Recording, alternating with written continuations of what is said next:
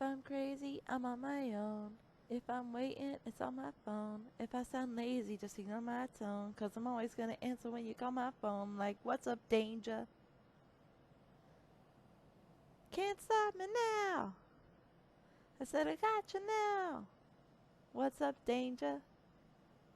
Hi. What's up, Sukai Todd viewers? Or Sukai Todd fans?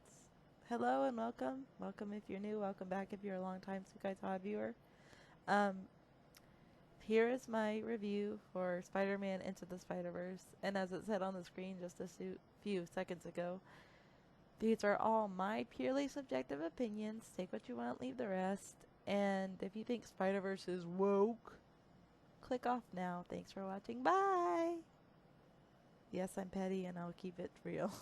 Okay, I'll keep it honest, because the term real has been so diluted over the years. Anyway, I'll get off that soapbox for now.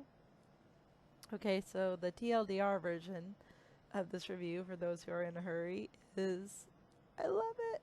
I love the movie, but I don't love it as much as Across the Spider-Verse. Even though this is the movie that kind of set the foundation for both No Way Home and Across the Spider-Verse, in my opinion, I still feel like Across the Spider-Verse really elevated, wink wink, that everything that's wonderful and amazing about this movie, which we'll get into. But I just want to say that, again, these are my subjective opinions. And just because I love Across the Spider-Verse, that doesn't mean Into the Spider-Verse doesn't have a very close place in my heart. It definitely does, because it helped me through some things as well. And I love it. It's just Across the Spider-Verse came to me at a very pivotal time in my life where I needed that film, as Into the Spider-Verse did too in its own way. And this might be a hot take, but I feel like the ending for Into the Spider-Verse is a little more uplifting. Like, a lot more uplifting than the ending of Across the Spider-Verse. Not that the ending of Across the Spider-Verse is hopeless necessarily, because it's certainly not, in my opinion. That might be a hot take. But it's also a cliffhanger. Whereas Into the Spider-Verse is much more straightforward. Or it seemed that way. Then Across the Spider-Verse was like, oh, that's what you think? No, there's more. Anyway. So I really enjoyed Miles Morales' character in Into the Spider-Verse. He started out, I wouldn't say totally immature. He wasn't like totally out of touch. He was aware of his family's, particularly his dad, Captain Jeff Morales' issues with Spider-Man, Peter Parker. R.I.P. to that Peter Parker. Possibly inspired by Andrew and Toby. More on the later. But yeah, Miles took on the mantle of being Spider-Man only to have Peter B. Parker. Don't we all love Peter B. Parker? Especially after Spider-Verse, Across the Spider-Verse. Anyway, I liked him in Into the Spider-Verse, I'll say that much. But the broke hobo Spider-Man help him become his true Spider-Man self. And I thought that was really cool. Take a shot of water every time I say Spider-Man and see how long you can last. I'm kidding. I'm kidding. Don't do that. Please don't do that. You could get very sick and or not have pleasant experiences. That's a joke, okay? Don't take it to heart. I'm serious. Please don't take that to heart. But I also think the music of Into the Spider-Verse was great. I'm trying not to yawn. Give me credit. I've been doing a lot of late night content creation, so you're welcome. But yeah, with Into the Spider-Verse, I also think Peter B. Parker had some great character development, as well as Gwen Stacy. Or should I say Gwanda? After seeing WandaVision and Multiverse of Madness, I get it. But like, I was like, hold up, your name is Gwanda? Because I knew immediately that was not her real name. That's a very interesting alias. And the whole I'm from South Africa Mean Girls meme joke, I thought that was very clever. I was I'm from South Africa, but raised here, so no accent. Like, when that Mean Girls meme popped into my head, I was like, oh no. But it was a good oh no. I was just like, oh Lord, no, please.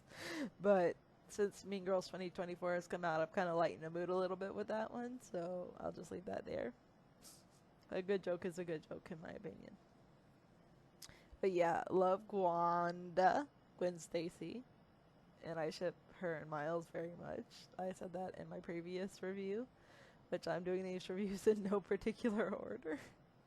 So forgive me for that. If you want to watch all these reviews in chronological order, by all means, I'll probably make a playlist of all my Marvel reviews at some point so that if you're really interested in that side of my reviews, you can watch it. Don't expect it super soon because life is real, but like, I'm in the human world, unfortunately, not the Spider-Verse, which may or may not be a good thing. Anyway, but I loved Gwanda, Gwen X-Files forever. Peter Porker, voiced by Deadpool, he had me lolling. And also Spider-Man Noir, Spider Noir, he was he was awesome, especially after Uncle Aaron was revealed to be the Prowler, and Spider Noir was like, that's a hardcore origin story. How he said that with a straight face, because like I was lolling when he said that. I mean, it's sad, but it's true. And that was, I feel like, honestly, that part was just, like, the beginning. I feel like Into the Spider-Verse, and this is purely subjective, is really the introduction. Get it, English nerds? Anyway, it's the, says an English nerd. It's the introduction to the Spider-Verse. It's not actually as complete as it seems once you watch Across the Spider-Verse, which I've also spoiled in a spoiler review. But Into the Spider-Verse is really a great setup for what's to come in Across the Spider-Verse. It's very fun. It's overall lighthearted, more lighthearted than Across the Spider-Verse in my opinion. But it does still carry the "with great power comes great responsibility" line and implications. But it does so in a slightly more uplifting manner. Again, that's my opinion, and I know different people interpret films differently, so I'm not speaking for anyone else. This is just my perspective on it. But I do enjoy both films, but not equally. They're both amazing and astounding in their own merit, on their own merits and in their own ways, so don't get me wrong, but Into the Spider-Verse is a 9.5 out of 10 for me, which is a very high score. As you already can guess, Across the Spider-Verse is like 2,000 out of 10. 20 out of 20, 100 out of 100, passed all the quizzes and the tests, made it to the graduation, graduated with honors. Anyway. But yeah, Into the Spider-Verse is a great film. I enjoyed all of the characters. And I kind of lulled at the whole, I am so sorry, I'll get you some more bread. With Gwen face palming in the background, I'm like, see what you're referencing there. Spider-Man 3. Anyway, the OG Spider-Man 3, by the way. And when I saw Andrew / Toby inspired Spider-Man doing the dance, I was like, I know where that came from. It's a piece of cinematic art. It's a piece of cinematic art. It's a masterpiece. Okay, in my opinion, I said what I said. I'm not saying the movie, I'm saying the dance. The dance scene was a masterpiece. Chef's kiss, okay? Perfection. Perfection. But yes, these are all my opinions. What did you think of Spider-Man Into the Spider-Verse? Are you going to rewatch all technically three films, including The Spider Within, until Beyond the Spider-Verse comes out? Let me know. Try not to do it all in one go. Like, I'm attempting that, but I don't think I'm going to make it.